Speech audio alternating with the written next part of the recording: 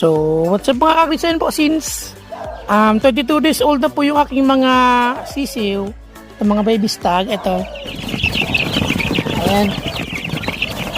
So, 22 days old na po sila, kaya ito na po yung gagamitin natin na pakain sa kanila. So, Bimig Power Max, Baby Stag Developer, Crumble. Para po yan sa 22 days old hanggang 4 months old. Pero hindi pa po natin siya 100% na binibigyan ng Baby Stag Developer, Crumble. So, yung ating pong chick booster, so Bimig Power Max chick booster ay haluan muna po natin ng 25% ng ating Baby Stag Developer, Crumble. Para po hindi sila mabigla kasi dun sila sanay sa ating Bimig Power Max chick booster. So, ayan, meron na po dito naka-prepare na chick booster. So, haluan na lang po natin itong ating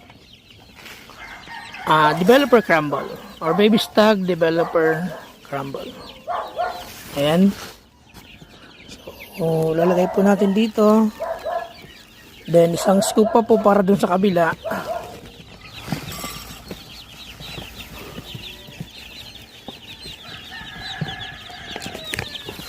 So, ito po yung recommended kong ipakain sa inyong mga game fowls. And dahil meron pa yung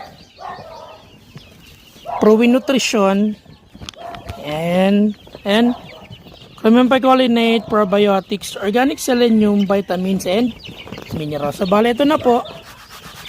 Shake ko lang po para mahalo siya. Then, ibibigay na natin sa ating mga sisiw. Kasi gutom na tong mga to. At ayan po, kumakain na po sila.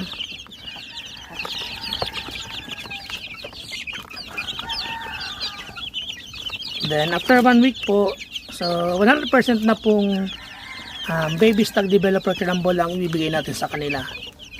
So paunti-unti lang po yung pag-transition natin. So ayan, so una 25% ng Baby Stag Developer Crumble, then 50%, 75% hanggang maging 100% or pure na lang pong Baby Stag Developer Crumble ang papakain natin sa kanila. Yan, napakaganda na at ang lakas pong kumain at ang liliksi.